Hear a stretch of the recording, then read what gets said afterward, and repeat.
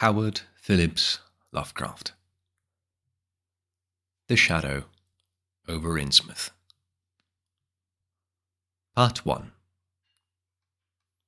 During the winter of 1927-28, federal government officials made a strange and secret investigation of certain conditions in the ancient Massachusetts seaport of Innsmouth.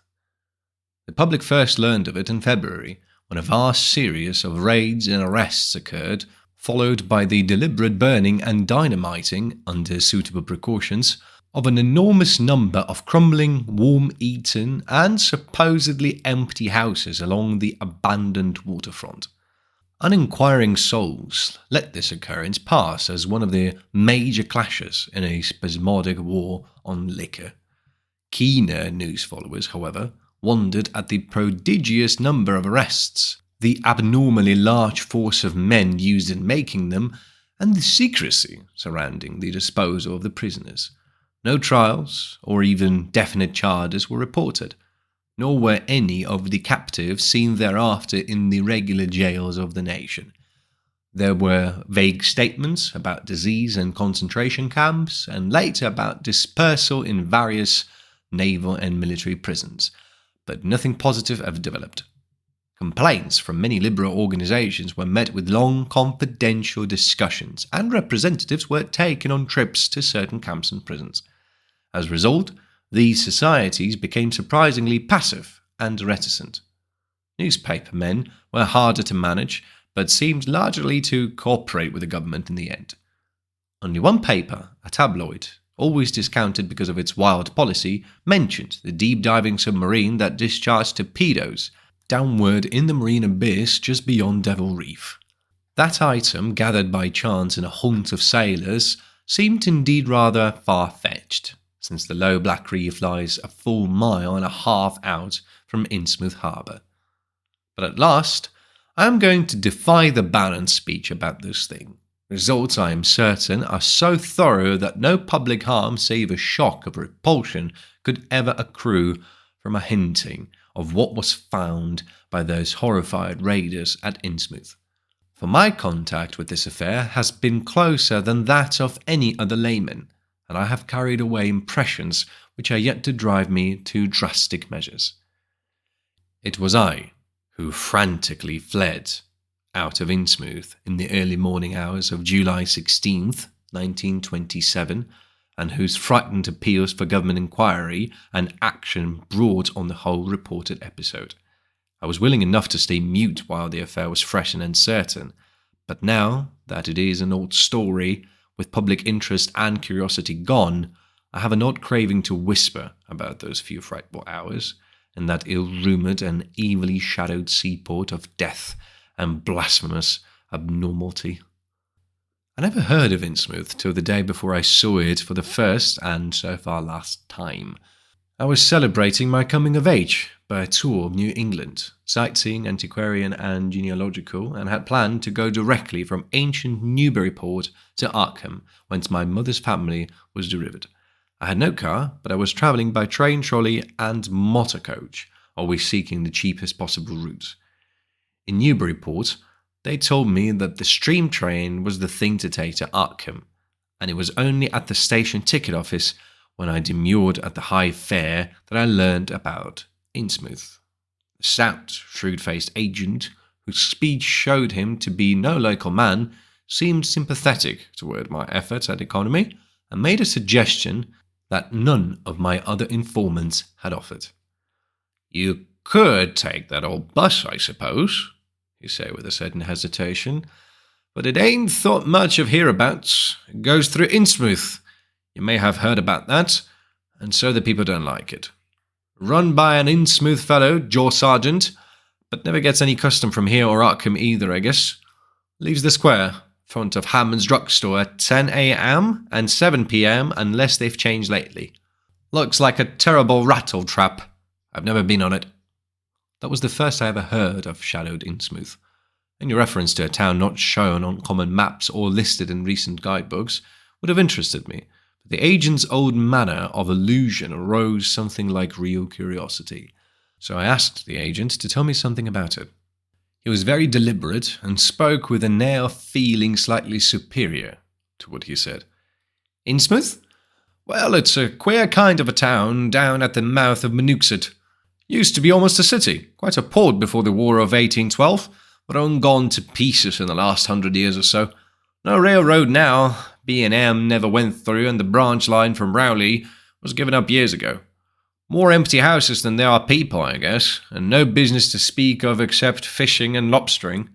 Everybody trades mostly either here, or in Arkham, or Ipswich. Once they had quite a few milks, but nothing's left now except one gold refinery running on the leanest kind of part-time. That refinery, though, used to be a big thing, and Old Man Marsh, who owns it, must be rich in a Croesus. Queer old duck, though, and sticks mighty close in his home. He's supposed to have developed some skin disease or deformity late in life that makes him keep out of sight. Grandson of Captain Obed Marsh, who founded the business.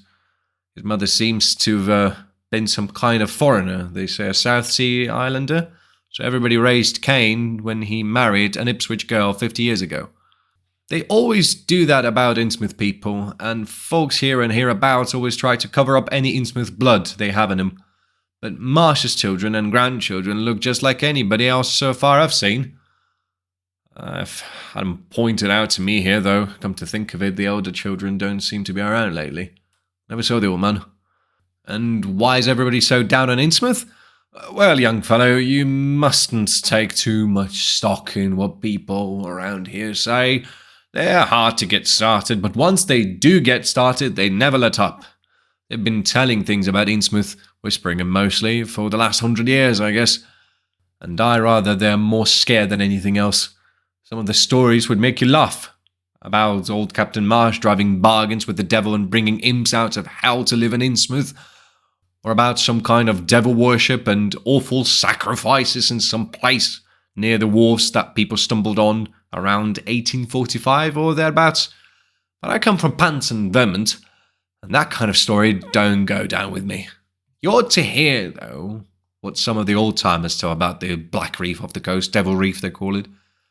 It's well above water a good part of the time and never much below it, but at that you could hardly call it an island. The story is that there is a whole legion of devils seen sometimes on that reef, sprawled about or darting in and out of some kind of caves near the top. It's a rugged, uneven thing, and a good bit over a mile out, and toward the end of shipping day, sailors used to make big detours just to avoid it. That is, sailors that didn't hail from Innsmouth. One of the things they had against old Captain Marsh was that he was supposed to land on it sometimes at night when the tide was right. Maybe he did, for I dare say the rock formation was interesting, and it's just barely possible he was looking for a pirate loot and maybe finding it. But there was talk of his dealing with demons there. Fact is, I guess, on the whole, it was really the captain that gave the bad reputation to the reef. That was before the big epidemic of 1846, when over half the folks of Innsmouth was carried off. They never did quite figure out what the trouble was, but it was probably some foreign kind of disease brought from China or somewhere by the shipping. It surely was bad enough. There was riots over it, and all sorts of ghastly doings that I don't believe ever got outside of town, and it left the place in awful shape. Never came back. There can't be more than 300 or 400 people living there now. But the real thing behind the way folks feel is simply race prejudice. And I don't say I'm blaming those that hold it. I hate those Innsmouth folk myself, and I wouldn't care to go to their town. I suppose you know, though I can see you're Westerner by your talk, what a lot our New England ships used to have to do with queer ports in Africa, Asia, the South Seas, and everywhere else, and what queer kinds of people they sometimes brought back with them. You've probably heard about this Salem man that came home with a Chinese wife, and maybe you know there's still a bunch of Fiji Islanders somewhere around Cape Cod. Well, there must be something like that back of the Innsmouth people. The place always was badly cut off from the rest of the country by marshes and creeks, and we can't be sure about the ins and outs of the matter. But it's pretty clear that old Captain Marsh must have brought home some odd specimens when he had all three of his ships in commission back in the 20s and 30s. There certainly is a strange kind of a streak in the Innsmouth folks today. I don't know how to explain it, but it sort of makes you crawl. You'll notice a little in Sargent if you take his bus. Some of them have queer narrow heads with flat noses and bulgy starey eyes that never seem to shut, and their skin ain't quite right. Rough and scabby, and the sides of their necks are all shriveled or creased up. Get bald-toothed very young. The older fellows look the worst. Fact is, I don't believe I've ever seen a very old chap of that kind. Guess they must die of looking in the glass. Animals hate them. They used to have lots of horse trouble before altars came in. Nobody can ever keep track of those people, and state school officials and census men have a devil of a time. You can bet that prying strangers ain't welcome around Innsmouth. I heard personally of more than one business or government man that's disappeared in there, and there's loose talk of one who went crazy and is out at Danvers now. They must have fixed up some awful scare for that fellow. That's why I wouldn't go at night if I was you. I've never been there. I have no wish to go. But I guess a daytime trip couldn't hurt you, even though the people hereabouts will advise you not to make it. If you're just sightseeing and looking for old-time stuff, Innsmouth ought to be quite a place for you. And so I spent part of that evening at the Newburyport Public Library looking up data about Innsmouth. The Essex County histories on the library shelves had very little to say, except that the town was founded in 1643, noted for shipbuilding before the Revolution, a seat of great marine prosperity in the early 19th century, and later a minor factory centre using the Manickset as power. The epidemic and riots of 1846 were very sparsely treated, as if they formed a discredit to the country. References to decline were few, though the significance of the later record was unmistakable. After the Civil War, all industrial life was confined to the Marsh Refining Company, and the marketing of gold ingots formed the only remaining bit of major commerce, aside from the eternal fishing. Most interesting of all was a glancing reference to the strange jewellery vaguely associated with Innsmouth. It had evidently impressed the whole countryside more than a little, for mention was made of specimens in the museum of Miskatonic University at Arkham, and in the display room of the Newburyport Historical Society. I resolved to see the local sample, said to be a large, queerly proportionate thing, evidently meant for a tiara, if it could possibly be arranged. The librarian gave me a note of introduction to the curator of the society, a Miss Anna Tilton, who lived nearby, and after a brief explanation, that ancient gentlewoman was kind enough to pilot me into the closed building, since the hour was not outrageously late. The collection was a notable one indeed, but in my present mood I had eyes for nothing but the bizarre object which glistened in a corner cupboard under the electric lights. It took no excessive sensitiveness to beauty to make me literally gasp at the strange, unearthly splendour of the alien, opulent fantasy that rested there on a purple velvet cushion. The longer I looked, the more the thing fascinated me, and in this fascination there was a curiously disturbing element, hardly to be classified or accounted for. I decided that it was the queer, otherworldly quality of the art which made me uneasy. It was as if the workmanship were that of another planet. The patterns all hinted of remote secrets and unimaginable abysses in time and space, and the monotonously aquatic nature of the reliefs became almost sinister. Among these reliefs were fabulous monsters of abhorrent grotesqueness and malignity, wholly primal and awesomely ancestral. At times I fancied that every contour of these blasphemous fish rocks was overflowing with the ultimate quintessence of unknown and inhuman evil. In odd contrast to the tiara's aspect was its brief and prosy history as related to Miss Tilton. It had been pawned for a ridiculous sum at a shop in State Street in 1873 by a drunken Innsmouth man, shortly afterward killed in a brawl. Miss Tilton was inclined to believe that it formed part of some exotic pirate hoard discovered by old Captain Obed Marsh. This view was surely not weakened by the insistent offers of purchase at a high price which the Marshes began to make as soon as they knew of its presence, and which they repeated to this day despite the Society's unvarying determination not to sell. As the good lady showed me out of the building, she assured me that the rumors of devil worship were partially justified by a peculiar secret cult which had gained force there and engulfed all the Orthodox churches. It was called, she said, the Esoteric Order of Dagon, and was undoubtedly a debased, quasi-pagan thing imported from the East a century before, at a time when Innsmouth fisheries seemed to be going barren. Its persistence among simple people was quite natural in view of the sudden and permanent return of abundantly fine fishing, and it soon came to be the greatest influence on the town. All this, to the pious Miss Tilton, formed an excellent reason for shunning the ancient town of decay and desolation. But to me, it was merely a fresh incentive, and I could scarcely sleep in my small room at the Y as the night wore away. Chapter 2.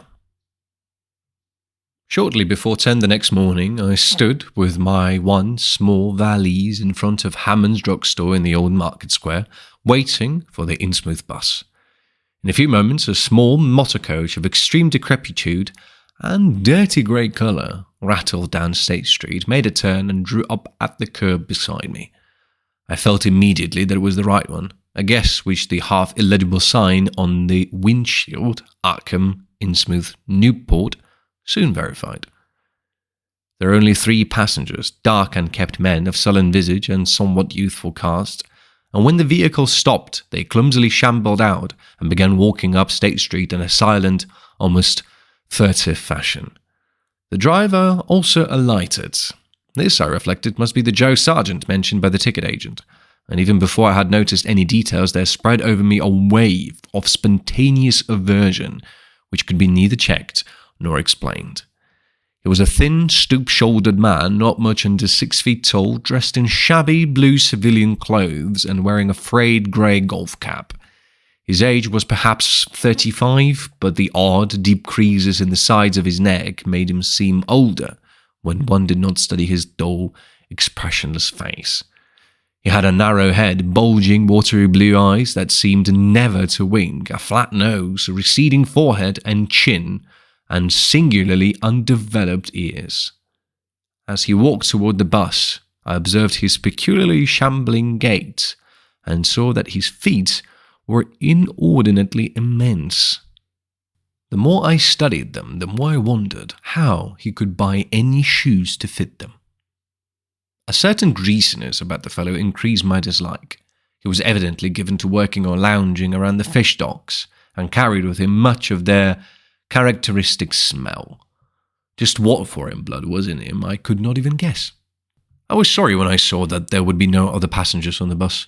Somehow I did not like the idea of riding alone with this driver, but as the leaving time obviously approached, I conquered my qualms and followed the man aboard, extending him a $1 bill and murmuring this single word, Innsmouth. At length, the decrepit vehicle started with a jerk and rattled noisily past the old brick buildings of State Street amidst a cloud of vapour from the exhaust.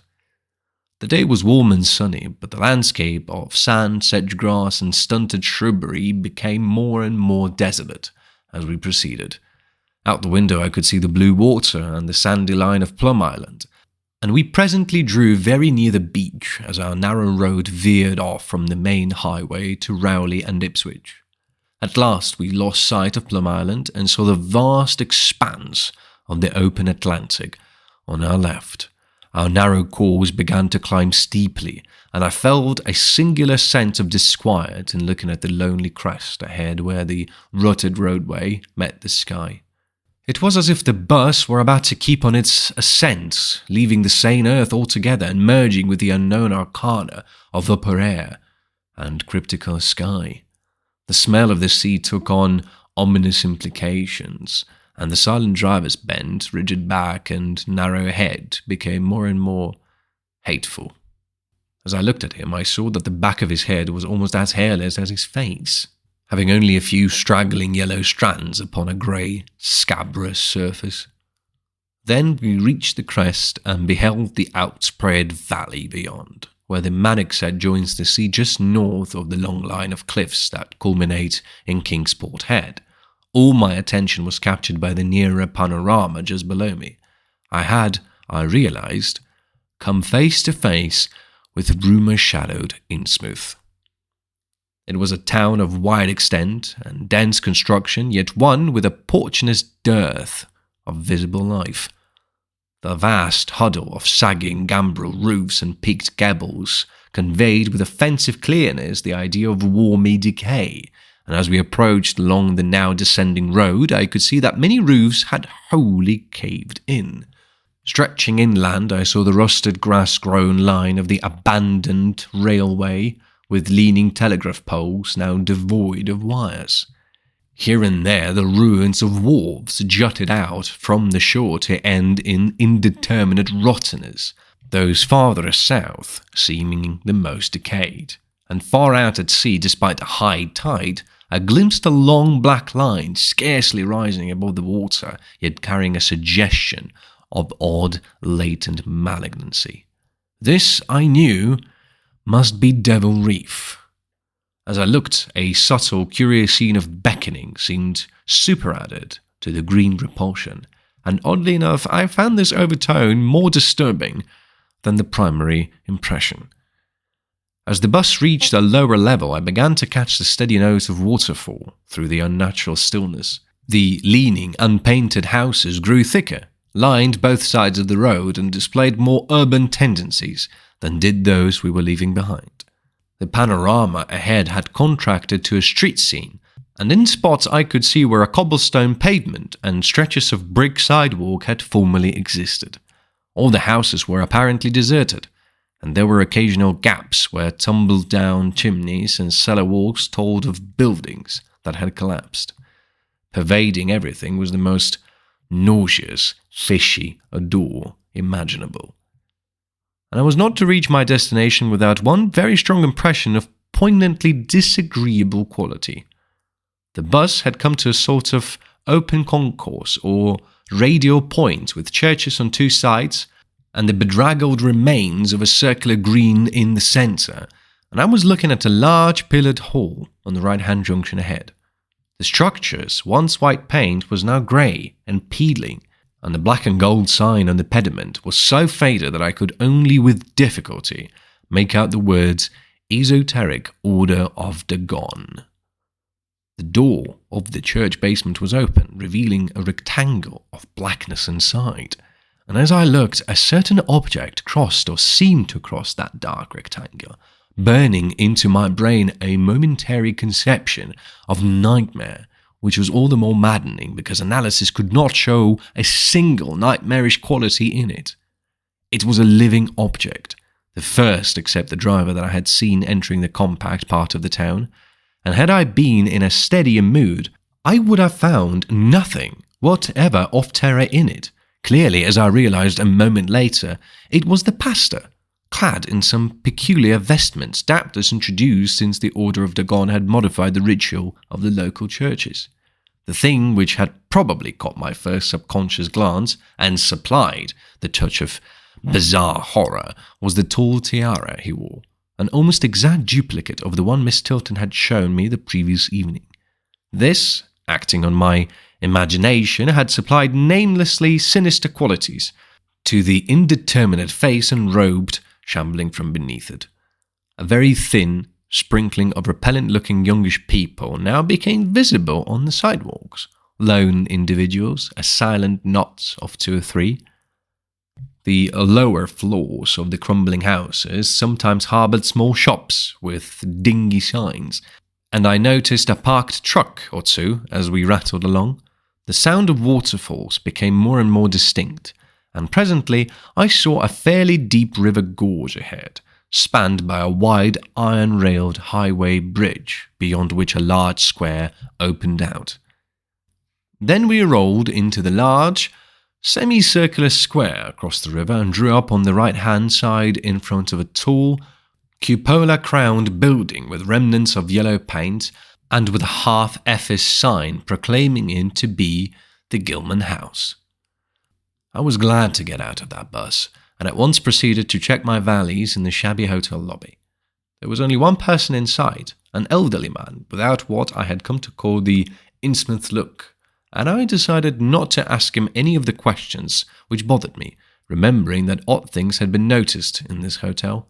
Instead, I strolled out on the square, from which the bus had already gone, and studied the scene minutely and appraisingly. For some reason or other, I chose to make my first inquiries at the chain grocery, whose personnel was not likely to be native to Innsmouth. I found a solitary boy of about 17 in charge, and was pleased to note the brightness and affability which promised cheerful information. He seemed exceptionally eager to talk, and soon I gathered that he did not like the place, its fishy smell, or its furtive people. His family did not like him to work in Innsmouth, but the chain had transferred him there, and he did not wish to give up his job. There was, he said, no public library or chamber of commerce in Innsmouth, but I could probably find my way about. The street I had come down was Federal. West of that were the fine old residence streets, Broad, Washington, Lafayette, and Adams, and east of it were the shoreward slums. Certain spots were almost forbidden territory, as he had learned at considerable cost. One must not, for example, linger much around the Marsh refinery, or around any of the still-used churches, or around the pillared Order of the Gone Hall at Newchurch Green. Those churches were very odd, all violently disavowed by their respective denominations elsewhere, and apparently using the queerest kind of ceremonials and clerical vestments. As for the Innsmouth people, the youth hardly knew what to make of them. Their appearance, especially those staring, unwinking eyes which one never saw shut, was certainly shocking, and their voices were disgusting. It was awful to hear them chanting in their churches at night, and especially during their main festivals or revivals, which fell twice a year on April 30th and October 31st. They were very fond of the water, and swam a great deal in both river and harbour. Swimming races out to Devil Reef were very common, and everyone inside seemed well able to share in this arduous sport. It would be of no use, my informant said, to ask the natives anything about the place. The only one who would talk was a very aged but normal-looking man who lived at the poorhouse on the north rim of the town and spent his time walking about or lounging around the fire station. This hoary character, Zadok Allen, was 96 years old and somewhat touched in the head besides being the town drunkard. He was a strange, furtive creature who constantly looked over his shoulder as if afraid of something, and when sober could not be persuaded to talk at all with strangers. He was, however, unable to resist any offer of his favourite poison, and once drunk would furnish the most astonishing fragments of whispered reminiscence. After all, though little useful data could be gained from him, since his stories were all insane, incomplete hints of impossible marvels and horrors which could have no source save in his own distorted fancy. Nobody ever believed him, but the natives did not like him to drink and talk with any strangers, and it was not always safe to be seen questioning him. It was probably from him that some of the wildest popular whispers and delusions were derived. The Marshes, together with the other three gently bred families of the town, the Whites, the Gilmans, and the Elliots, were all very retiring. They lived in immense houses along Washington Street, and several were reputed to harbour in concealment certain kinsfolk whose personal aspect forbade public view, and whose deaths had been reported and recorded.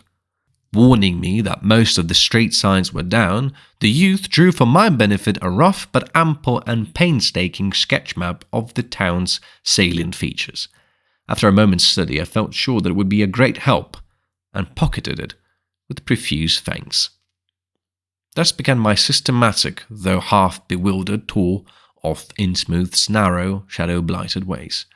Crossing the bridge and turning toward the roar of the lower falls, I passed close to the Marsh refinery, which seemed oddly free from the noise of industry. This building stood on the steep river bluff near a bridge, and an open confluence of streets, which I took to be the earliest civic centre displaced after the revolution by the present town square. Recrossing the gorge on the Main Street bridge, I struck a region of utter desertion which somehow made me shudder. Collapsing huddles of gambrel roofs formed a jagged and fantastic skyline, above which rose the ghoulish, decapitated steeple of an ancient church. Fish Street was as deserted as Main, though it differed in having many brick and stone warehouses still in excellent shape. Water Street was almost its duplicate, save that there were great seaward gaps where wharves had been. Not a living thing did I see, except for the scattered fishermen on the distant breakwater, and not a sound did I hear save the lapping of the harbour tides and the roar of the falls in the Manukset. I kept north, along Main to Martin, then turning inland, crossing Federal Street safely north of the Green, and entering the decayed patrician neighbourhood of the Northern Broad, Washington, Lafayette, and Adams Streets. Following Washington Street toward the river, I now faced a zone of former industry and commerce, noting the ruins of a factory ahead and seeing others with the traces of an old railway station and covered railway bridge beyond up the gorge on my right. The uncertain bridge now before me was posted with a warning sign, but I took the risk and crossed again to the south bank, where traces of life reappeared. Furtive, shambling creatures stared cryptically in my direction, and more normal faces eyed me coldly and curiously. Innsmouth was rapidly becoming intolerable, and I turned down Payne Street towards the square in the hope of getting some vehicle to take me to Arkham before the still distant starting time of that sinister bus. It was then that I saw the tumble-down fire station on my left and noticed the red-faced, bushy-bearded, watery-eyed old man in nondescript rags who sat on a bench in front of it talking with a pair of unkempt but not abnormal-looking firemen. This, of course, must be Zadok Allen, the half-crazed, licorice, non-agenarian whose tales of Old Innsmouth and its shadow were so hideous and incredible. Chapter 3. I had been assured that the old man could do nothing but hint at a wild, disjointed, and incredible legends, and I had been warned that the natives made it unsafe to be seen talking to him.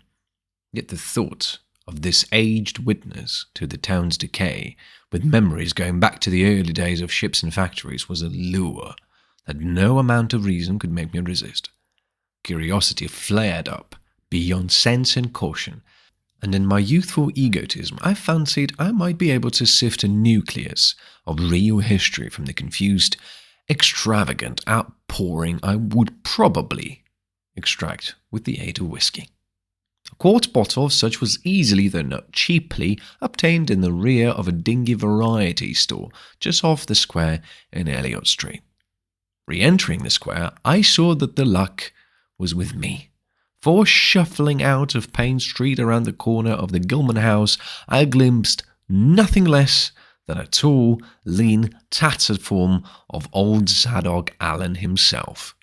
In accordance with my plan, I attracted his attention by brandishing my newly purchased bottle, and soon realized that he had begun to shuffle wistfully after me as I turned into Waite Street on my way to the most deserted region I could think of. Before I reached Main Street, I could hear a faint and wheezy, "Hey, mister!"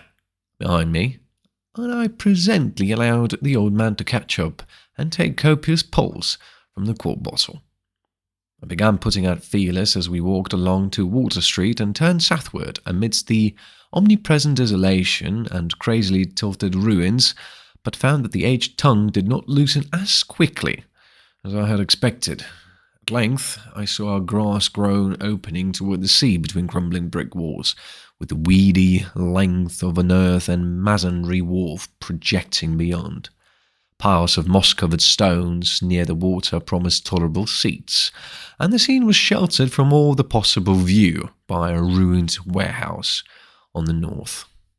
About 4 hours remained for conversation if I were to catch the 8 o'clock coach for Arkham, and I began to dole out more liquor to the ancient tippler, meanwhile eating my own frugal lunch.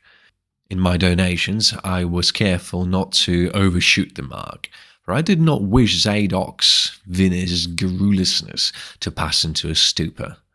After an hour, his furtive taciturnity showed signs of disappearing, and something or other had caused his wandering gaze to light on the low, distant line of Devil Reef, then showing plainly and almost fascinatingly above the waves. He bent toward me, took hold of my coat lapel, and hissed out some hints that could not be mistaken.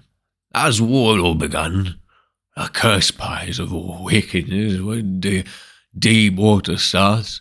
Gate of hell, she had dropped down to a bottom, no sounding line Kintag. Old Captain A boat on it.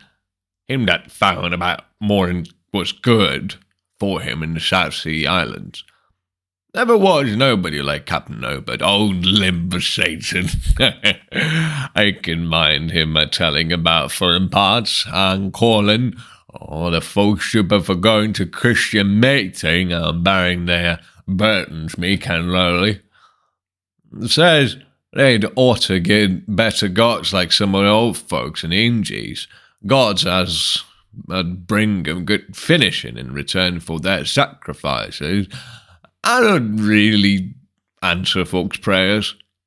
Matt Elliot, his first mate, talked a lot too.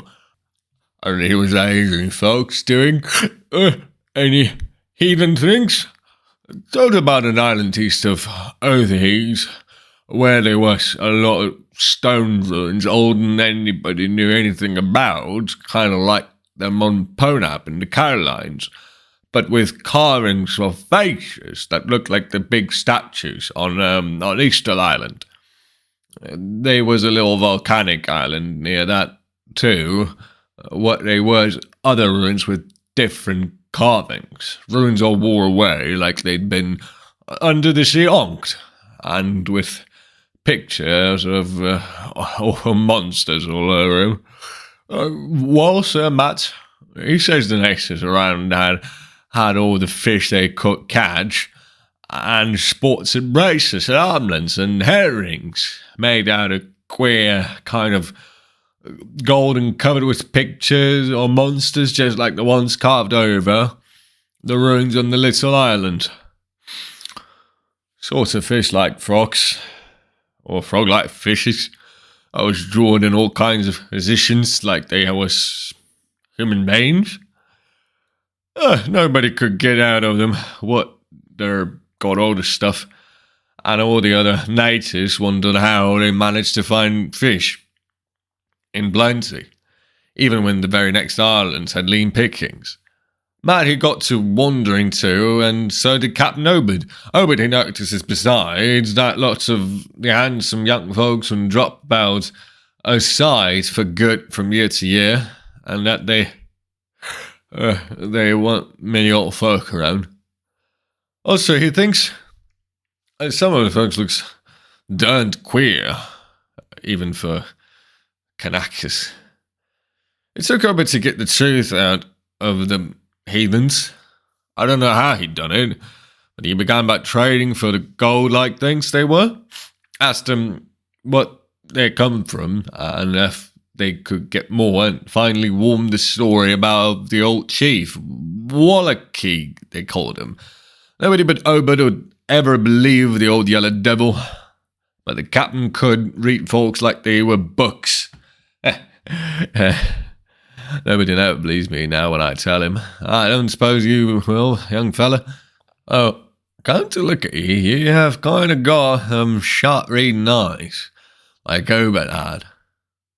The old man's whisper grew fainter, and I found myself shuddering at the terrible and sincere portentousness of his intonation, even though I knew his tale could be nothing but drunken fantasy. What, Sir Obed? He learned that there's things on this earth as most folk never heard about, and wouldn't believe they did hear. It seems these Kanakas were sacrificing heaps of their young men and maidens to some kind of god things that lived under the sea, and getting all kinds of favours in return. They met the things on the little island with the queer ruins, and it seems them awful pictures of rockfish monsters was supposed to be pictures of these things. Me, there was a kind of critters that's got all the mermaid stories and such started. There are all kinds of cities on the sea bottom, and this island was heaved up from there. Seems they were some of the things alive in the stone buildings when the island comes sudden to the surface. That's how the Kanakas got wind they was done there. Made sign talk as soon as they got over being scared, and pieced up a bargain afore long. Then things, like human sacrifices, I'd had 'em ages afore, but lost track of the upper world after a time. What they done to the victims, it ain't fair me to say, and I guess Obed wouldn't none too sharp about asking, but it was all right with the heathens, 'cause they'd been having a hard time and was desperate about everything. They gave a certain number of young folks to see twist every year, May Eve and Halloween, regular as could be. Also give 'em of the carved knickknacks they made. What the things agreed to give 'em in return was plenty of fish. They drew 'em in from all over the sea, and a few goat-like things now and then. When it come to mating with them toad-looking fishes, the Kanakas kind of balked, but finally they learned something has put a new face on the matter. Seems that human folks has got a kind of relation to such water beasts, that everything alive come out of the water on't, and only needs a little change to go back again. Then things told the Kanakas that if they mixed bloods, they'd be children as would look human at first, but later turn more like the things, till finally they'd take to the water and join the main lot of things down there. And this is the important part, young fella. Them as turned into fish things and went into the water wouldn't never die. And things never died, except they was killed violent. Well, so it seems by the time I would know them islanders, they was all full of fish blood from them deep water things. When they got old and began to show it, they was kept hid until they felt like taken to the water and quitting the place. Some was more attacked than others, and some never did change quite enough to take to the water, but mostly they turned out just the way them things said. Them as was born more like the things changed early, but them as was nearly human sometimes staying on the island till they was past 70, though they'd usually go down under fair trial trips afore that. Folks as had took to the water generally came back a good deal to visit, so as a man would often be a-talking to his own 5 times great-grandfather, who had left the dry land a couple of 100 years or so afore. Everybody got out with the idea of dying, except in canoe wars with the other islanders, or as sacrifices to the sea gods down below, or from snakebite or plague or sharp galloping ailments, or something afore they could take to the water, but simply looked forward to a kind of change that weren't a bit horrible after a while. They thought they'd got was well worth all they'd had to give up. I guess Obed kind of come to think the same himself when he chewed over old Wallackey's story a bit. Wallackey, though, was one of the few as hadn't got none of the fish blood, being of royal line and intermarried with royal lines on other islands. Wallackey gave him a funny kind of thingamagic made about a lead or something, that he said it would bring up the fish things from any place in the water, or they might be a nest of them. The idea was to drop it down with the right kind of prayers and such. Wallackey allowed us was the things were scattered all over the world, so as anybody like looked about find a nest and could bring him up if they was wanted. Matty didn't like this business at all and wanted Obed should keep away from the island, but the captain was sharp again and found he could get them goat-like things so cheap it would pay him to make a specialty of them. Things went on that way for years, and Obed got enough of that goat-like stuff to make him start the refinery and Waite's old run down Fulham Mill. Well, come about 38, when I was 7 years old, Obed he found the island people all wiped out between voyages. Seems the other islanders had got wind of what was going on and took matters into their own hands. Suppose they must have, after all, them old magic signs, as the sea thing says, was the only things they was heard of. No telling what any of them Kanakers will chance to get a hold of when the sea bottom throws up some island with ruins old in the deluge. Pious cusses these was. They didn't leave nothing standing on either the main island or the little volcanic island, except what parts of the ruins was too big to knock down. That naturally hit Oban pretty hard, seeing as his normal trade was doing very poor. It hit the whole of Innsmouth too, because in seafaring days, what profited the master of a ship generally profited the crew proportionate. Most of the folks around the town took the hard times kind of sheep-like and resigned. But they was in bad shape because the fishing was pettering out and the mills weren't doing none too well.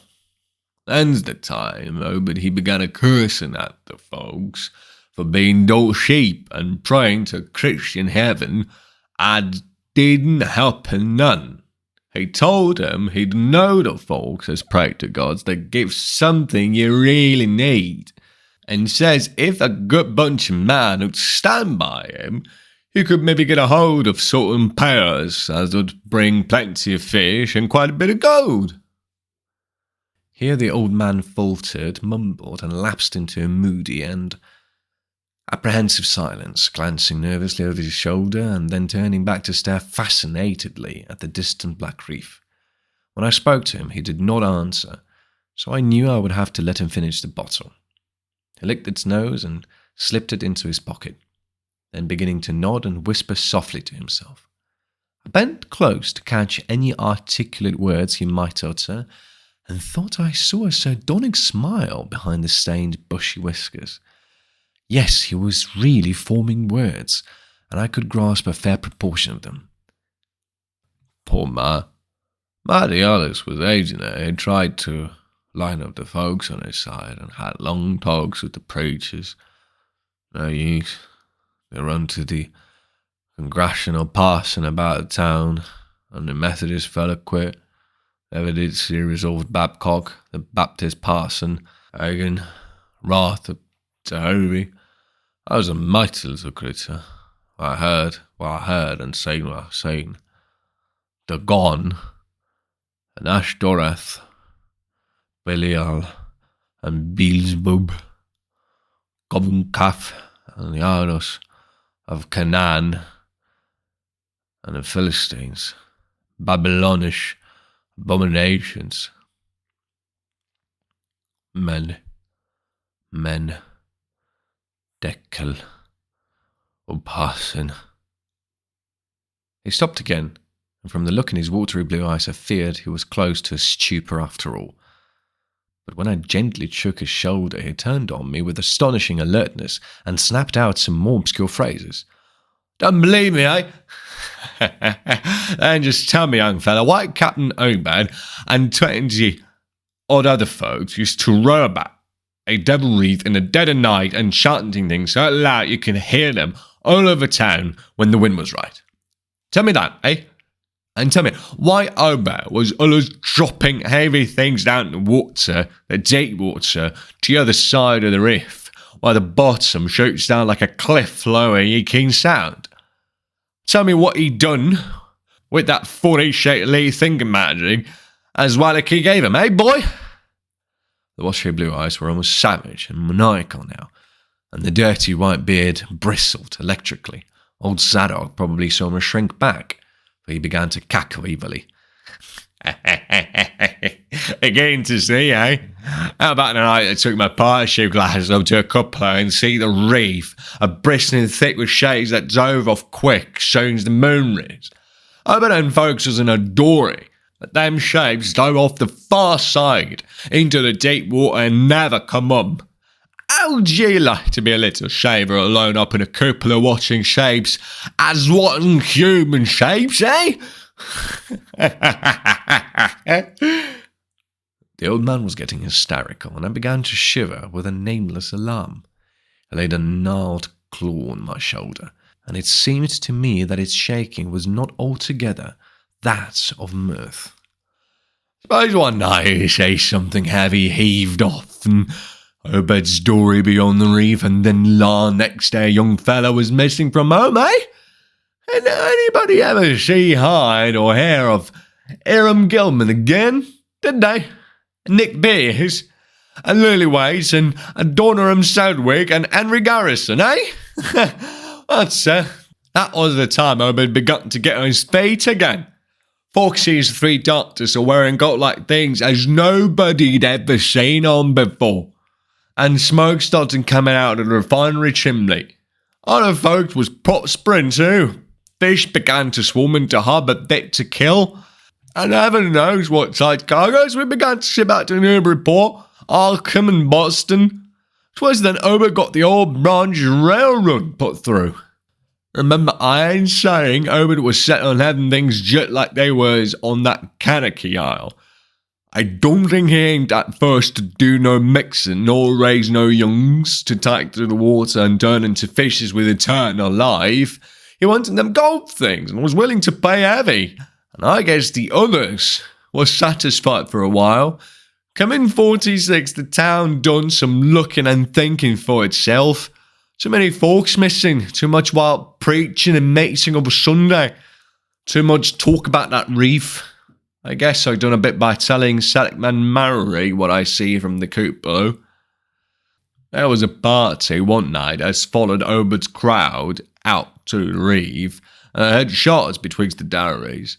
Next day Obed and 32 others was in jail, with everybody wondering just what was afoot and just what charge against them could be got to hold.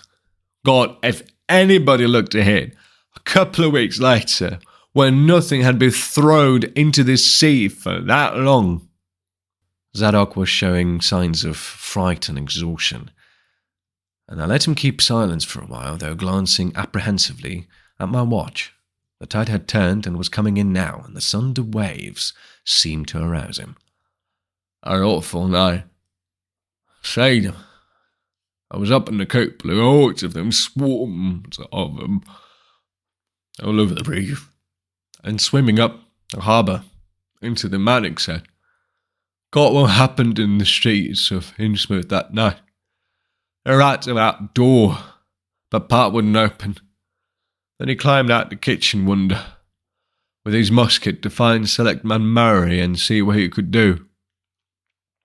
Mounds of the dead and the dying, shots and screams, shouting in Old Square and Town Square and New Church Green. Jail thrown open, proclamation, treason. Called it the plague, and folks came in and found half our people missing. Nobody left but them, as you'd join in with Obed and them things, or else keep quiet. Never heard of my pa no more." The old man was panting and perspiring profusely. His grip on my shoulder tightened. "Everything cleaned up in the morning, but there were traces. Obed, he came to take charge and said things is going to be changed. Others worship with us at mating time, and certain houses has got to entertain guests.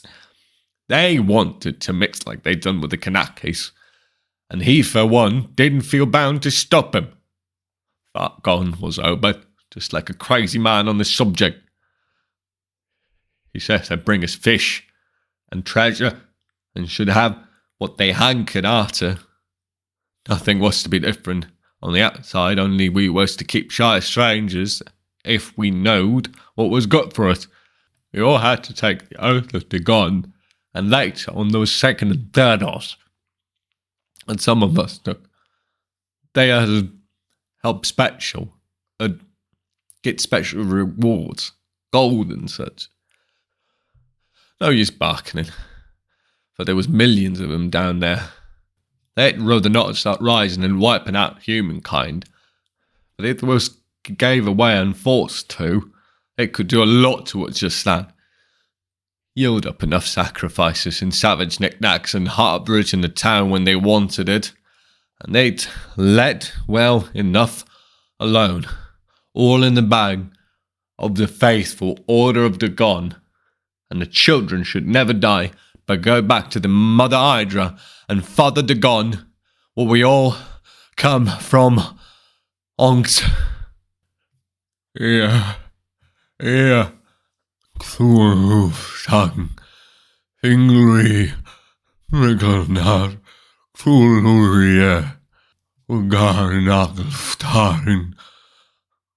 Old Zadok began to moan now, and tears were coursing down his channeled cheeks into the depths of his beard. God, what I seen, son. I was 15 years old. Tackle pausing. The folks I was missing and them has got themselves. Them was all things in Arkham or Ipswich and such places was all got crazy, like you're calling me right now. Oh God, what I seen. They killed me long ago for what I know. Only I took the first and second oaths of the God off and no bad. So I was protected, unless a jury of them proved I told things, knowing and deliberate, but I wouldn't take the third oath. I'd die rather than take that. It got off first around Civil War time, while children born since 46 began to grow up, some of them, that is. I was a third. Never did no prying out to that awful night, and never seen one of them crushed in all my life. That is, never no full-blooded one. Barnabas Mars, that runs the refinery now, is Owen's grandson by his first wife. Son of one Suvorov, his oldest son, but his mother was one of them, as was never seen outdoors. Right now, Barnabas is about changed. Can't shut his eye no more. And he's all out all shape. They say he still wears clothes. Didn't take to the water to suit. The sound of the incoming tide was now very insistent, and little by little it seems to change the old man's mood, from maudlin tearfulness to watchful fear. He would pause now and then to renew those nervous glances over his shoulder, or out toward the reef, and despite the wild absurdity of his tale, I could not help beginning to share his vague apprehensiveness. Zadok now grew shriller, and seemed to be trying to whip up his courage with louder speech. Hey, why don't you say something? How'd you like to be living in a town like this with everyone rotting and dying and boarded up monsters crawling and bleeding and barking and hopping round black cellars and attics everywhere you turn? Hey? Well, sir, let me tell you that ain't the worst. Zadok was really screaming now, and the mad frenzy of his voice disturbed me more than I care to own. Curse ye! Don't set that staring at me with them eyes. I told Herbert Mars is in hell, and he's got to stay there. In hell, I says, can't get me. I ain't done nothing, not told nobody nothing. Are you, young fella? Well, even if I hadn't told nobody nothing yet, I'm going now. You just sit still and listen to me. This is what I ain't never told nobody. I says I didn't get to do no prying after that night, but I found things about just the same. You want to know what the real horror is, eh? Well, it's this. It ain't what them fish devils has done, but what they are going to do. They're bringing things up out of what they come from into the town. Been doing it for years and slackening up lately. Them houses north of the river betwixt Water and Main Street is full of them. Them devils and what they bring and what they get ready. And when they get ready, they hear tell of a Shoggoth. Hey, do you hear me? I tell you, I know what them things be. I seen them one night and... The hideous suddenness and inhuman frightfulness of the old man's shriek almost made me faint. His eyes looking past toward me, the malodorous sea, were positively starting from his head, while his face was a mask of fear worthy of Greek tragedy. His bony claw dug monstrously into my shoulder, and he made no motion as to turn my head to look at whatever he had glimpsed. There was nothing I could see, only the incoming tide, with perhaps one set of ripples more local than the long-flung line of breakers. But now the dog was shaking me, and I turned back towards the melting of that fear-frozen face into chaos of twitching eyelids and mumbling gums. Presently his voice came back, albeit a trembling whisper. "Get out of here. Get out of here. They're saying us. Get out for your life. Don't wait for nothing. They know now. Run for it, quick. Out of this town." Another heavy wave dashed against the loosening masonry of the bygone wharf and changed the mad ancient's whisper to another inhuman and blood-curdling scream. Before I could recover my scattered wits, he had relaxed his clutch on my shoulder and dashed wildly inland towards the street, reeling northward, around the ruined warehouse wall. I glanced back at the sea, but there was nothing there, and when I reached Water Street and looked along toward the north, there was no remaining trace of Zadok Allen. Chapter 4. I can hardly describe the mood in which I was left by this harrowing episode, an episode at once mad and pitiful, grotesque and terrifying. The grocery boy had prepared me for it, yet reality left me nonetheless bewildered and disturbed.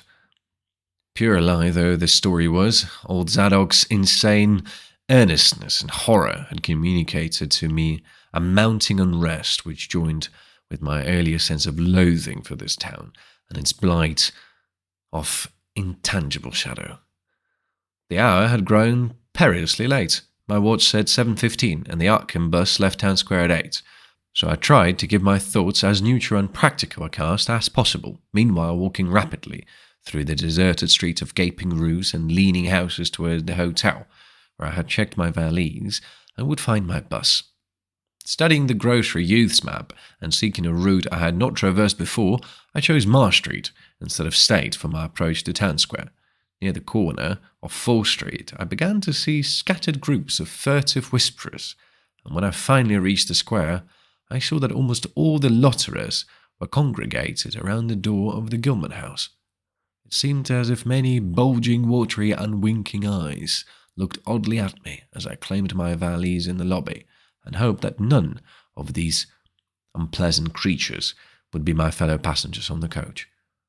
The bus, rather early, rattled in with 3 passengers somewhat before 8, and an evil-looking fellow on the sidewalk muttered a few indistinguishable words to the driver. I was, it appeared, in very bad luck. There had been something wrong with the engine, despite the excellent time made from Newburyport, and the bus could not complete the journey to Arkham. No, it could not possibly be repaired that night, nor there was any other way of getting transportation out of Innsmouth, either to Arkham or elsewhere. Sergeant was sorry, but I would have to stop over at the Gilman. Probably the clerk would make the price easy for me, but there was nothing else to do. Almost dazed by the sudden obstacle and violently dreading the fall of night in this decaying and half-unlighted town, I left the bus and re-entered the hotel lobby, where the sullen, queer-looking night clerk told me I could have room 48 on next the top floor. Large, but without running water, for $1. Despite what I had heard of this hotel in Newburyport, I signed the register, paid my $1, let the clerk take my valise, and followed that sour, solitary attendant up 3 creaking flights of stairs past dusty corridors which seemed wholly devoid of life. My room, a dismal rear one with 2 windows and bare cheap furnishings, overlooked a dingy courtyard otherwise hemmed in by low, deserted brick blocks and commanded a view of decrepit, westward stretching roofs with a marshy countryside beyond. At the end of the corridor was a bathroom, a discouraging relic with ancient marble bowl, tin tub, faint electric light, and musty wooden panelling around all the plumbing fixtures. As twilight deepened, I turned on the one feeble electric bulb over the cheap iron-framed bed and tried as best I could to read. I felt it advisable to keep my mind wholesomely occupied, for it would not do to brood over the abnormalities of this ancient, blight-shadowed town while I was still within its borders. The insane yarn I had heard from the aged drunkard did not promise very pleasant dreams, and I felt I must keep the image of his wild, watery eyes as far as possible from my imagination. Another thing that disturbed me was the absence of a bolt on the door of my room. One had been there, as marks clearly showed, but there were signs of recent removal. No doubt it had become out of order like so many other things in this decrepit edifice. In my nervousness, I looked around and discovered a bolt on the clothes press, which seemed to be of the same size, judging by the marks, as the one formerly on the door. To gain a partial relief from the general tension, I busied myself by transferring this hardware to the vacant place with the aid of a handy 3-in-1 device, including a screwdriver, which I kept on my keyring. The bolt fitted perfectly, and I was somewhat relieved when I knew that I could shoot it firmly upon retiring. There were adequate bolts on the 2 lateral doors to connecting rooms, and these I proceeded to fasten. I did not undress, but decided to read till I was sleepy and then lie down with only my coat, collar and shoes off. Taking a pocket flashlight from my valise, I placed it in my trousers so that I could read my watch if I woke up later in the dark. Drowsiness, however, did not come, and when I stooped to analyze my thoughts, I found to my disquiet that I was really unconsciously listening for something which I dreaded but could not name. At length, feeling a fatigue which had nothing of drowsiness in it, I bolted the newly outfitted hall door, turned off the light, and threw myself down on the hard, uneven bed, coat, collar, shoes, and all. In the darkness, every faint noise of the night seemed magnified, and a flood of doubly unpleasant thoughts swept over me. I was sorry I had to put out the light, yet I was too tired to rise and turn it on again.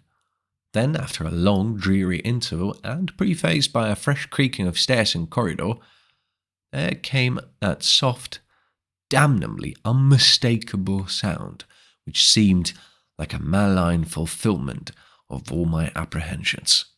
Without the least shadow of a doubt, the lock on my hall door was being tried.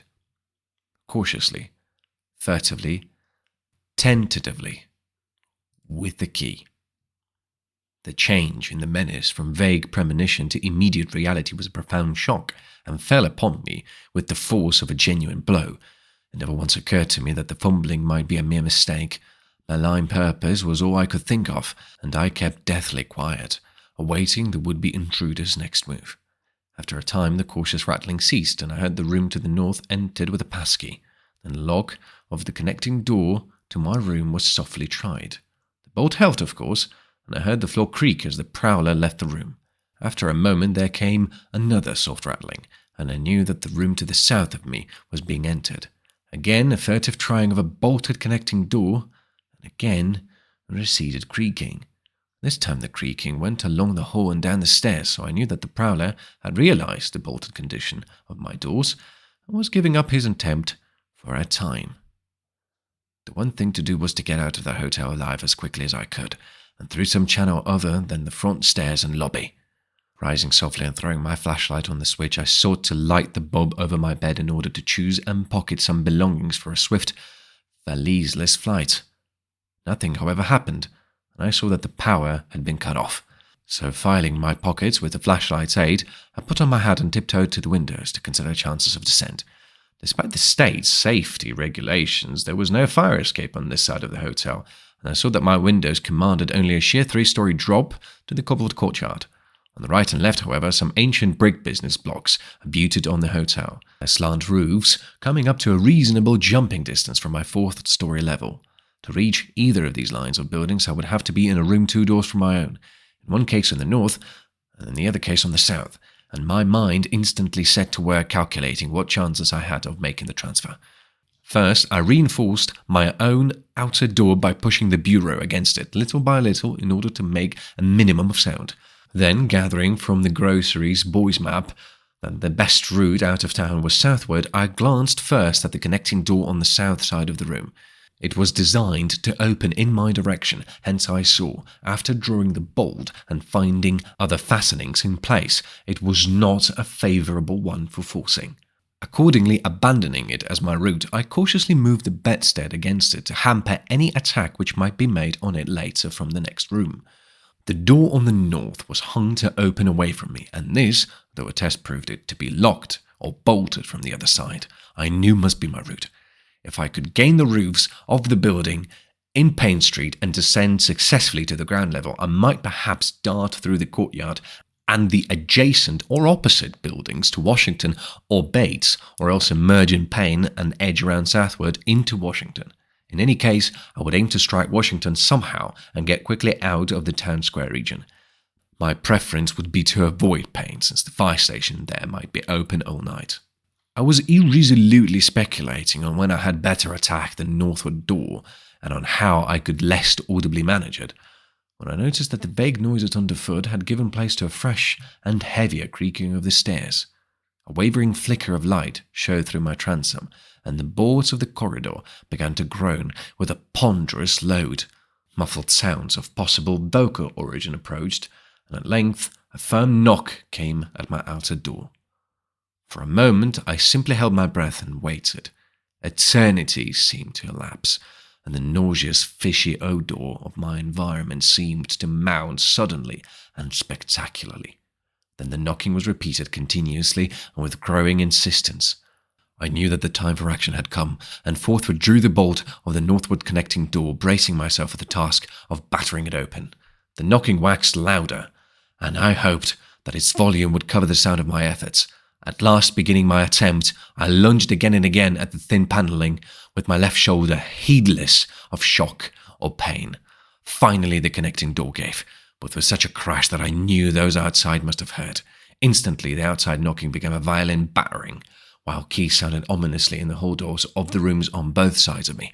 Rushing through the newly opened connection, I succeeded in bolting the northerly hall door before the lock could be turned, but even as I did so, I heard the hall door of the third room, the one whose window I had hoped to reach the roof below, being tried with a passkey. For an instant I felt absolute despair, since my trapping in a chamber with no window egress seemed complete.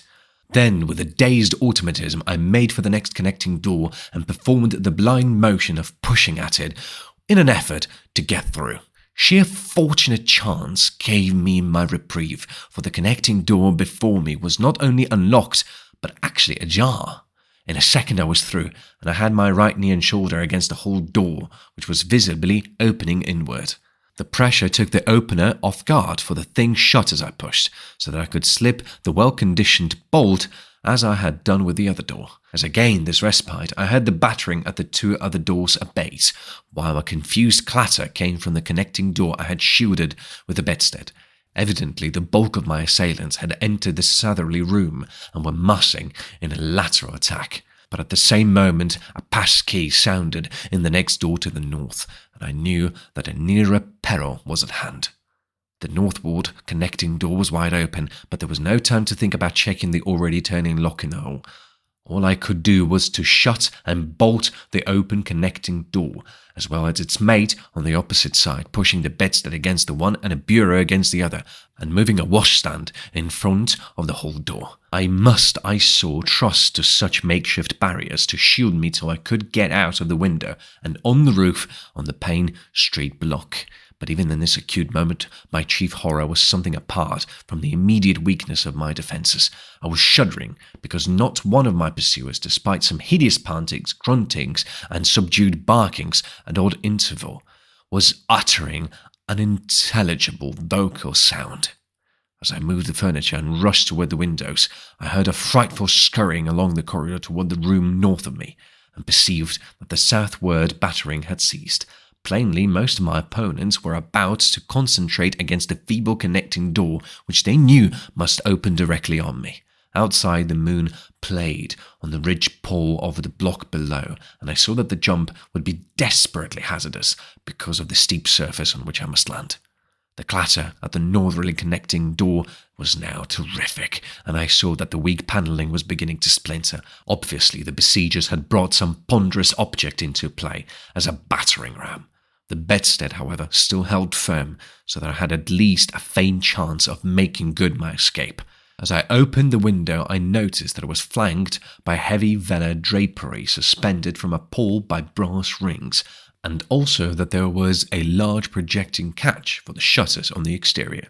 Seeing a possible means of avoiding the dangerous jump, I yanked at the hangings and brought them down pole and all, then quickly hooking 2 of the rings in the shutter catch and flinging the drapery outside. The heavy folds reached fully to the abutting roof, and I saw that the rings and catch would be likely to bear my weight. So climbing out of the window and down the improvised rope ladder, I left behind me forever the morbid and horror-infested fabric of the Gilman house. I landed safely on the loose slates of the steep roof and succeeded in gaining the gaping black skylight without a slip. The place inside was ghoulish looking, but I was past minding such impressions and made at once for the staircase revealed by my flashlight. After a hasty glance at my watch, which showed the hour to be 2 a.m., the steps creaked but seemed tolerably sound, and I raced down past a barn-like second story to the ground floor. The desolation was complete, and only echoes answered my footfalls. The hallway inside was black, and when I reached the opposite end, I saw that the street door was wedged immovably shut. Resolved to try another building, I groped my way toward the courtyard, but stopped short when close to the doorway. For out of an opened door in the Gilman house, a large crowd of doubtful shapes was pouring, lanterns bobbing in the darkness, and horrible, croaking voices exchanged low cries in what was certainly not English. Their features were indistinguishable, but their crouching, shambling gait was abominably repellent. And worst of all, I perceived that one figure was strangely robed and unmistakably surmounted by a tall tiara of a design altogether too familiar. Again groping toward the street, I opened a door off the hall and came upon an empty room with closely shuttered but sashless windows. Fumbling in the rays of my flashlight, I found I could open the shutters, and in another moment had climbed outside and was carefully closing the aperture in its original manner. I walked rapidly, softly, and close to the ruined houses. At Bates Street I drew into a yawning vestibule, while 2 shambling figures crossed in front of me, but was soon on my way again and approaching the open space where Elliott Street obliquely crosses Washington at the intersection of South. Though I had never seen the place, it looked dangerous to me on the grocery youth's map, since the moonlight would have free play there. There was no use trying to evade it, for any alternative course would involve detours of possibly disastrous visibility and delaying effect.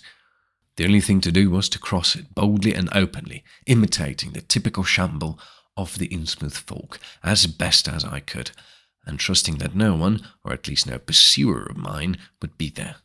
Just how fully the pursuit was organized, and indeed just what its purpose might be, I could form no idea. There seemed to be unusual activity in the town, but I judged that the news of my escape from the Gilman had not yet spread. The open space was, as I had expected, strongly moonlit, but my progress was unimpeded, and no fresh sound arose to hint that I had been spied. Glancing about me, I involuntarily let my pace slacken for a second to take in the sight of the sea, gorgeous in the burning moonlight at the street's end. Far out beyond the breakwater was the dim, dark line of Devil Reef. Then, without warning, I saw the intermittent flashes of light on the distant reef. My muscles tightened for panic flight, held in only by a certain unconscious caution and half-hypnotic fascination.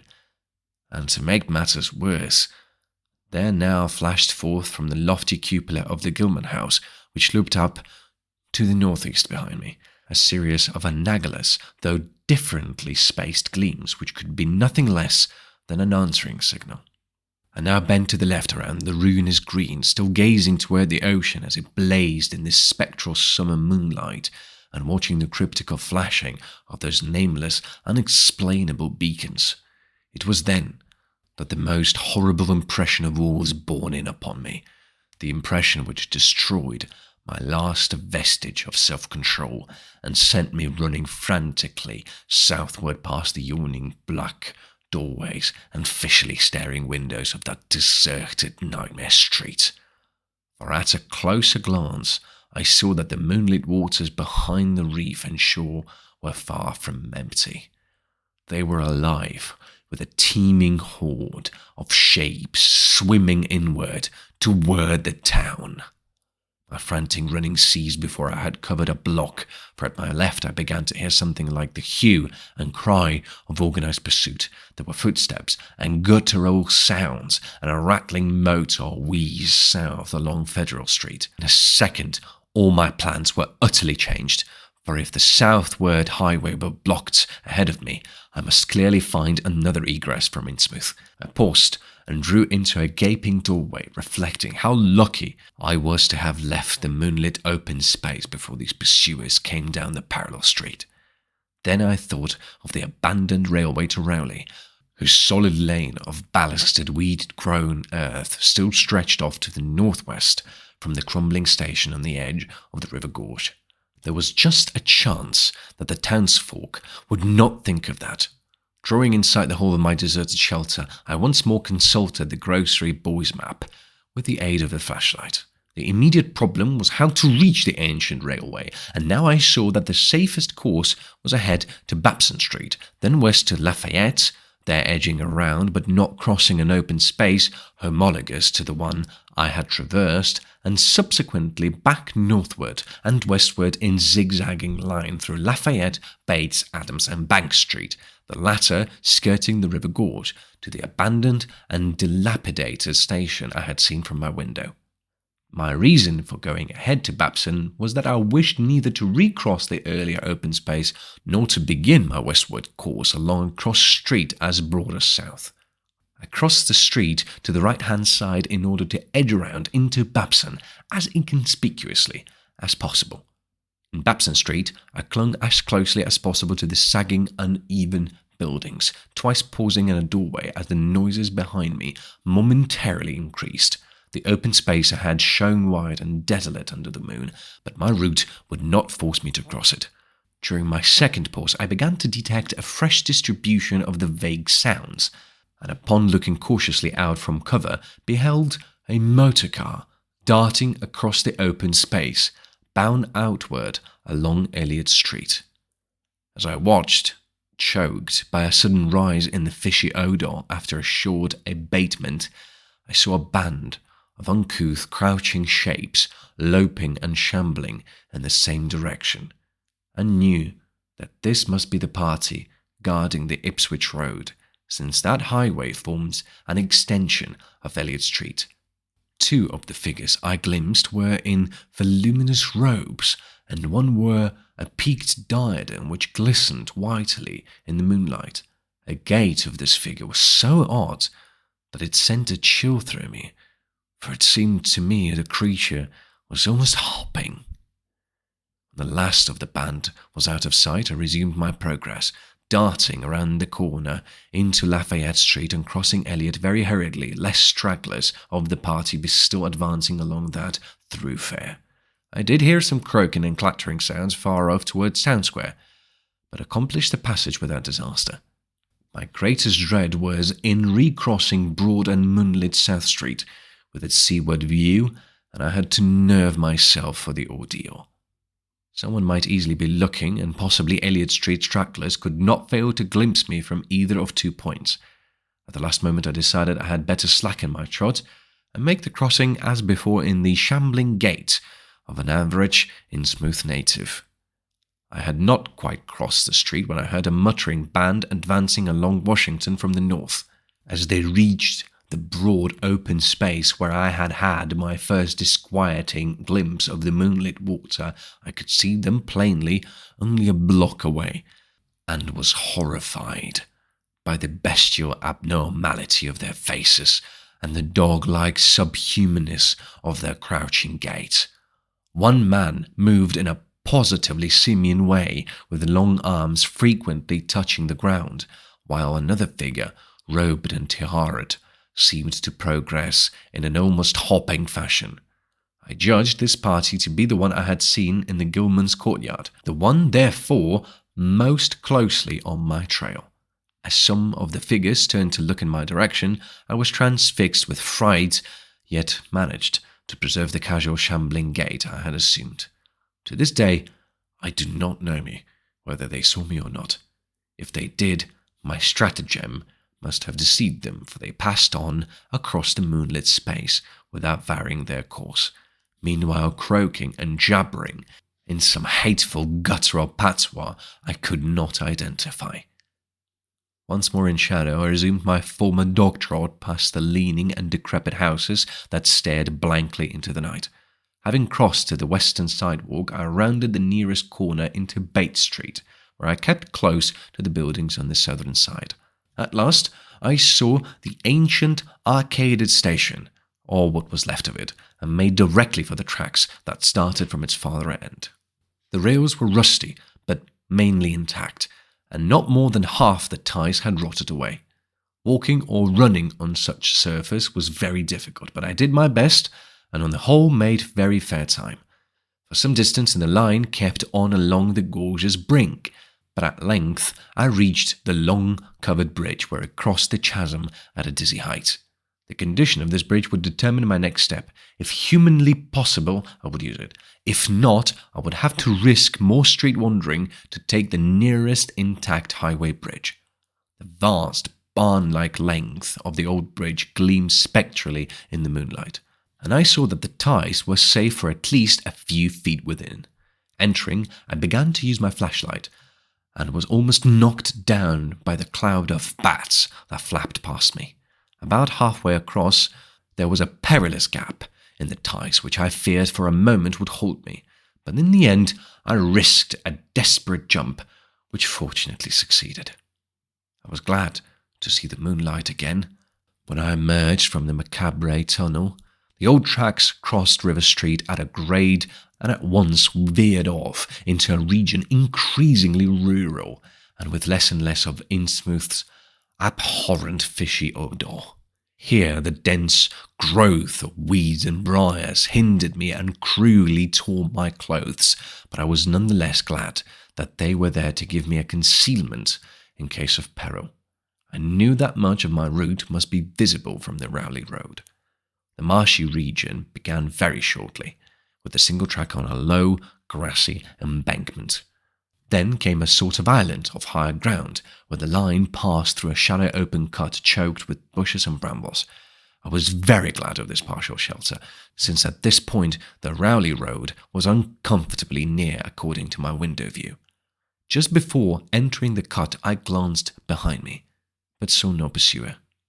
The ancient spires and roofs of decaying Innsmouth gleamed lovely and ethereal in the magic yellow moonlight, and I thought of how they must have looked in the old days before the shadow fell.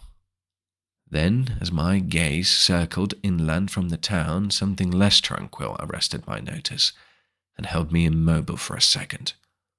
What I saw, or fancied I saw, was a disturbing suggestion of undulant motion far to the south, a suggestion which made me conclude that a large horde must be pouring out of the city along the level Ipswich Road. The distance was great, and I could distinguish nothing in detail, but I did not at all like the look of that moving column. All sorts of unpleasant conjectures crossed my mind. I thought of those very extreme Innsmouth types said to be hidden in crumbling sentient warrens near the waterfront.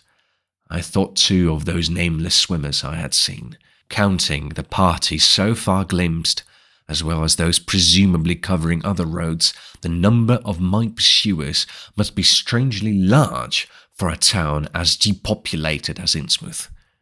Who were they? Why were they here? And if such a column of them was scouring the Ipswich Road, would the patrols on the other roads be likewise augmented?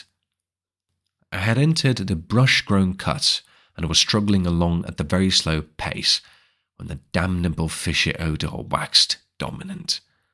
There were sounds too, a kind of wholesale, colossal flopping or pattering, which somehow called up images of the most detestable sort. And then both stench and sounds grew stronger, so that I paused, shivering and grateful for the cut's protection.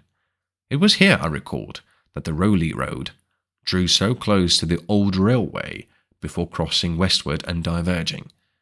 Something was coming along that road, and I must lie low till its passage and vanishment in the distance. Crouched in the bushes of that sandy cleft, I felt reasonably safe, even though I knew the searchers would have to cross the track in front of me not much more than 100 yards away. I would be able to see them, but they could not, except by a malign miracle, see me. All at once I began dreading to look at them as they passed.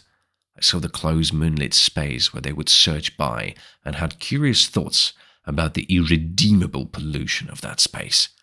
They would perhaps be the worst of all Innsmouth types, something one would not care to remember. The stench waxed overpowering, and the noises swelled to a bestial babel of croaking, baying, and barking without the least suggestion of human speech. Were these indeed the voices of my pursuers? That flopping and pattering was monstrous. I could not look upon the degenerate creatures responsible for it. I would keep my eyes shut till the sounds receded toward the west. The horde was very close now, the air foul with their hoarse snarlings, and the ground almost shaking with their alien rhythmed footfalls. My breath nearly ceased to come, and I put every ounce of willpower into the task of holding my eyelids down. I am not even yet willing to say whether what followed was a hideous actuality or only a nightmare hallucination. The later action of the government, after my frantic appeals, would tend to confirm it as a monstrous truth. But could not an hallucination have been repeated under the quasi-hypnotic spell of that ancient haunted and shadowed town? I must try to tell what I thought I saw that night under the mocking yellow moon, saw surging and hopping down the Rowley Road in plain sight in front of me as I crouched among the wild brambles of that desolate railway cut. Of course my resolution to keep my eyes shut had failed. It was foredoomed to failure, for who could crouch blindly while a legion of croaking, baying entities of unknown sorts flopped noisomely past, scarcely more than 100 yards away? For I knew that a long section of them must be plainly in sight where the sides of the cut flattened out and the road crossed the track, and I could no longer keep myself from sampling whatever horror that leering yellow moon might have to show. It was the end, for whatever remained to me of life on the surface of this earth, of every vestige of mental peace and confidence in the integrity of nature and of the human mind. Can it be possible that this planet has actually spawned such things, that human eyes have truly seen as objective flesh what man has hitherto known only in verbal fantasies and tenuous legend? And yet I saw them in a limitless stream, flopping, hopping, croaking, bleating, surging inhumanly through the spectral moonlight in a grotesque, malignant saraband of fantastic nightmare.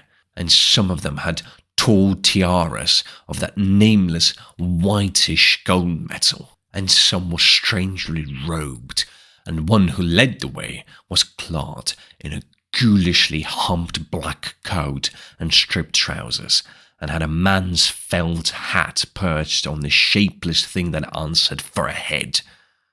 I think their predominant colour was a greyish-green, though they had white bellies. They were mostly shiny and slippery, but the ridges of their backs were scaly.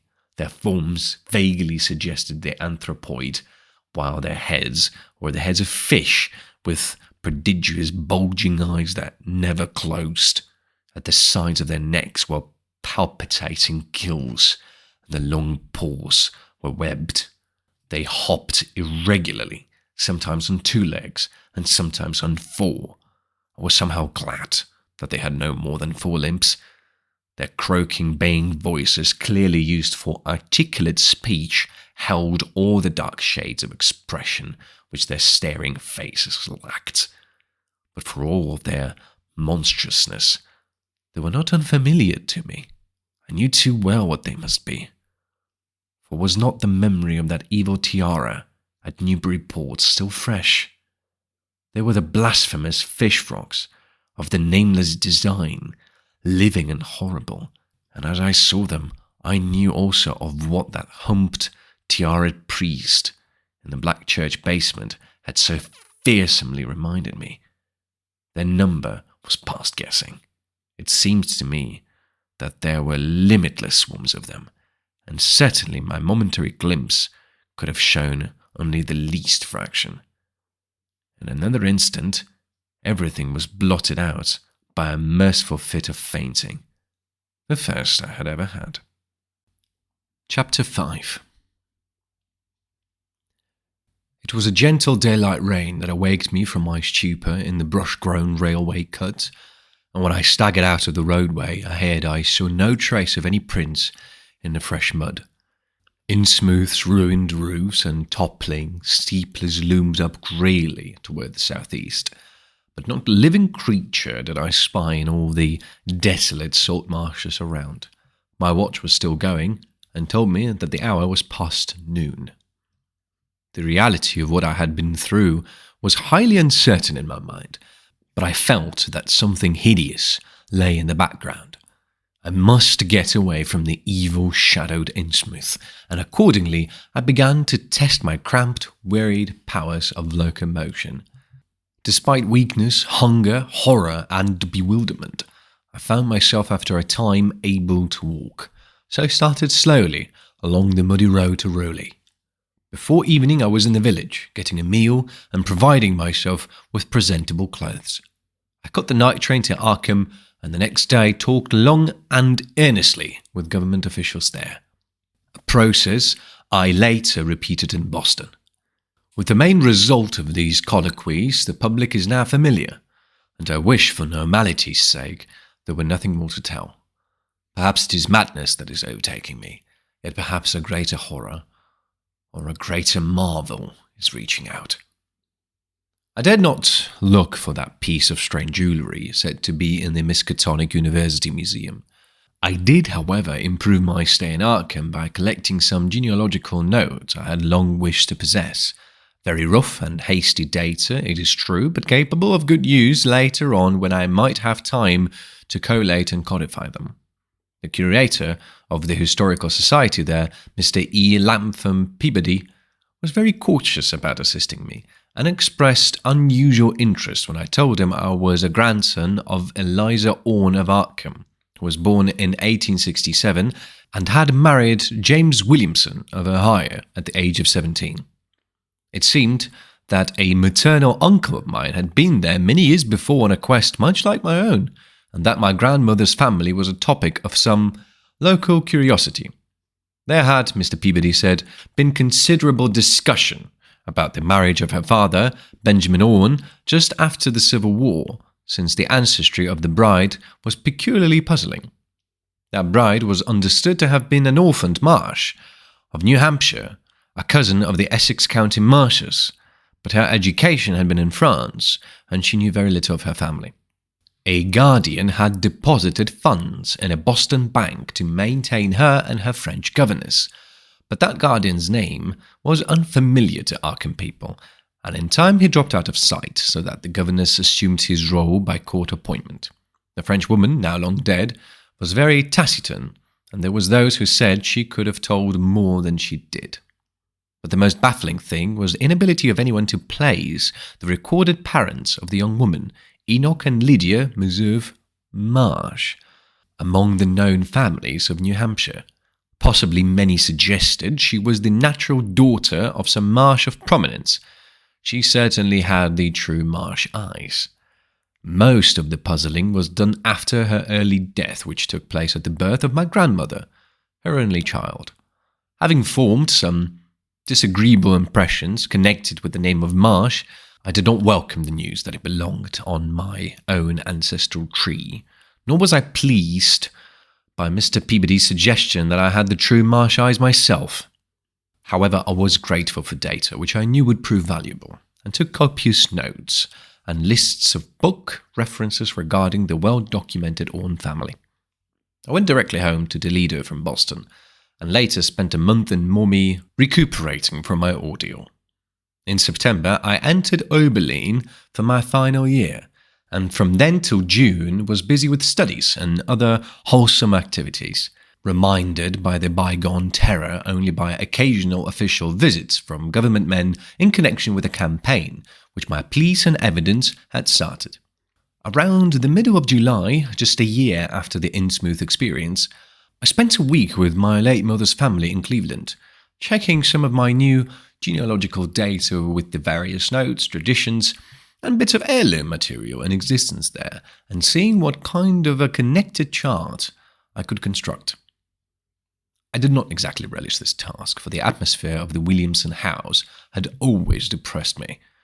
There was a strain of morbidity there, and my mother had never encouraged my visiting her parents as a child, although she always welcomed her father when he came to Toledo. My Arkham-born grandmother had seemed strange and almost terrifying to me, and I do not think I grieved when she disappeared. I was 8 years old then, and it was said that she had wandered off in grief after the suicide of my Uncle Douglas, her eldest son. He had shot himself after a trip to New England, the same trip, no doubt, which had caused him to be recalled at the Arkham Historical Society.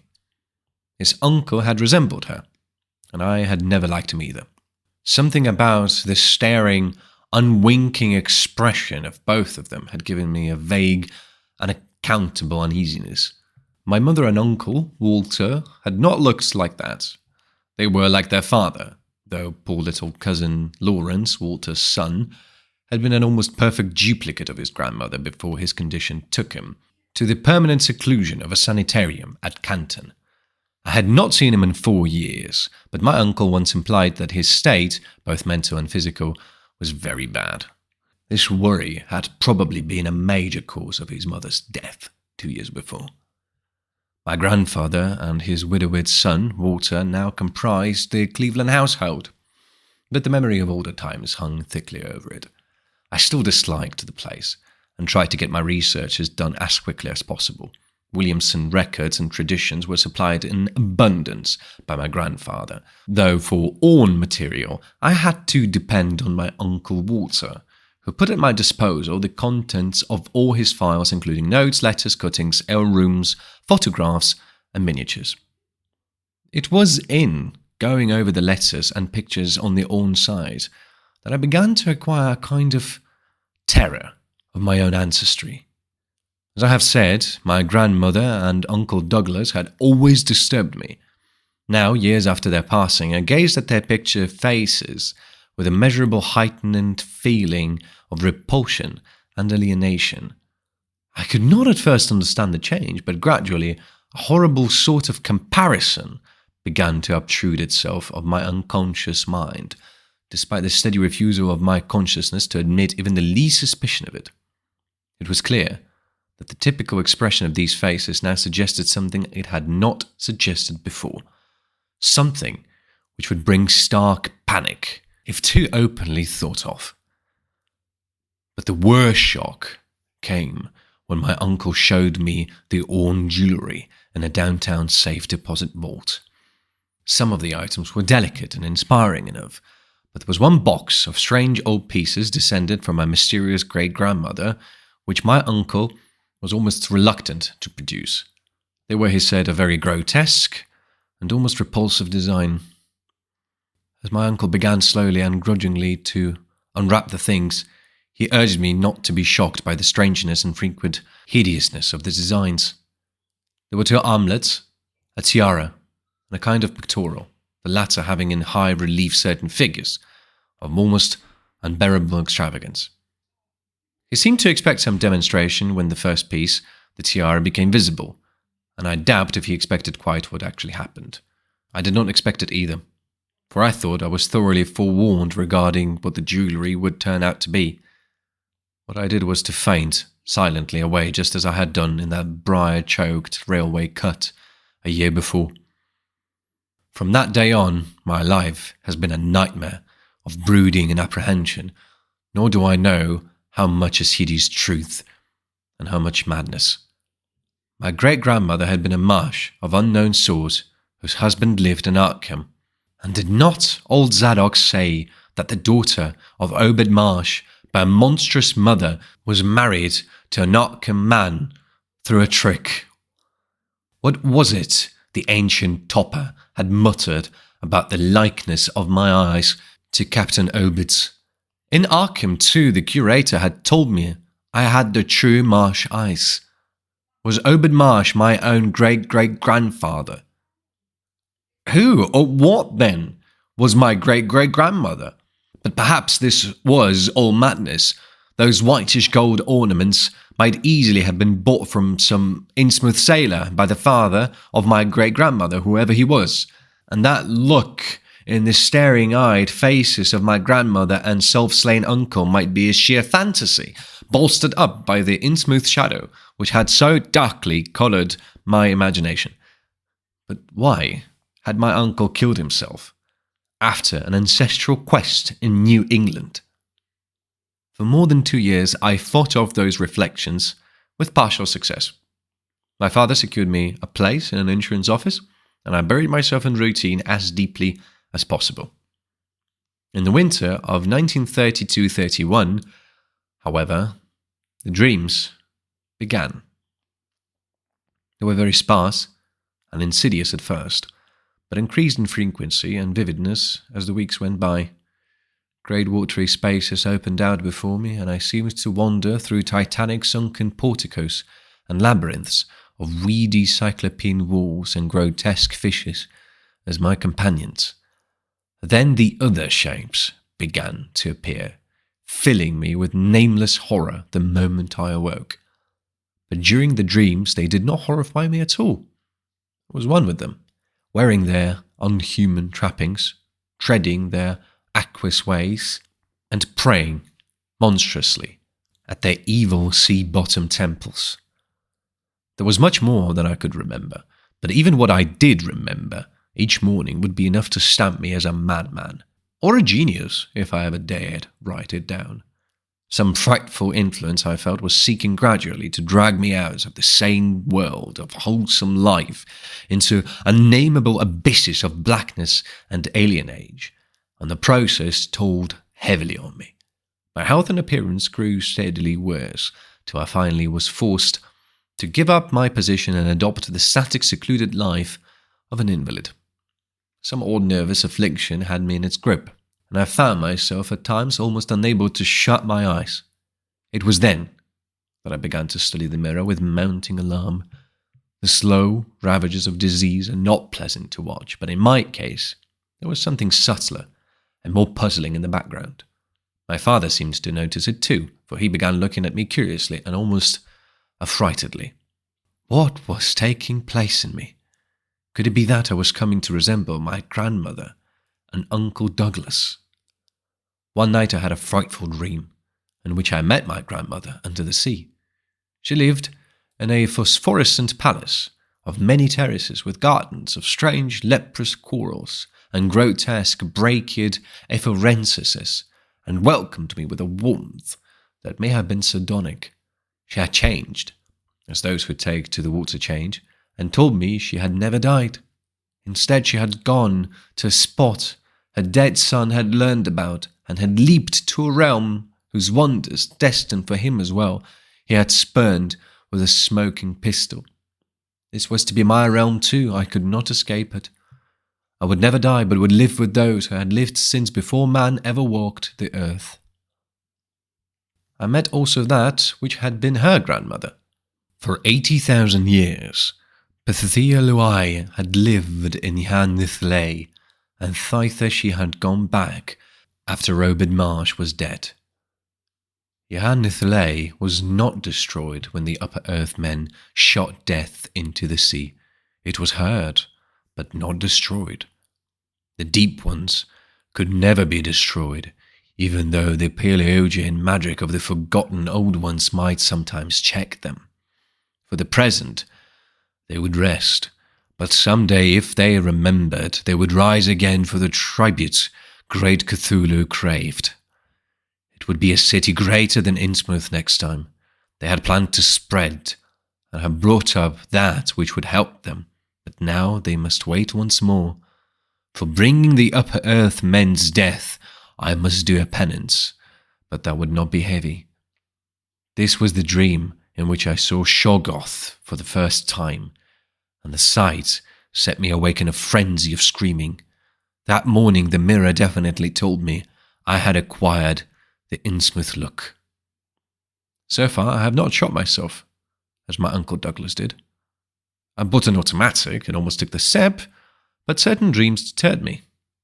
The tense extremes of horror are lessening, and I feel queerly drawn toward the unknown sea deeps instead of fearing them. I hear and do strange things and sleep, and awake with a kind of exultation instead of terror. I do not believe I need to wait for the full change, as most have waited. If I did, my father would probably shut me in a sanitarium, as my poor little cousin is shut up. Stupendous and unheard of splendors await me below, and I shall see them soon. Iarle Cthulhuftagen. Ia.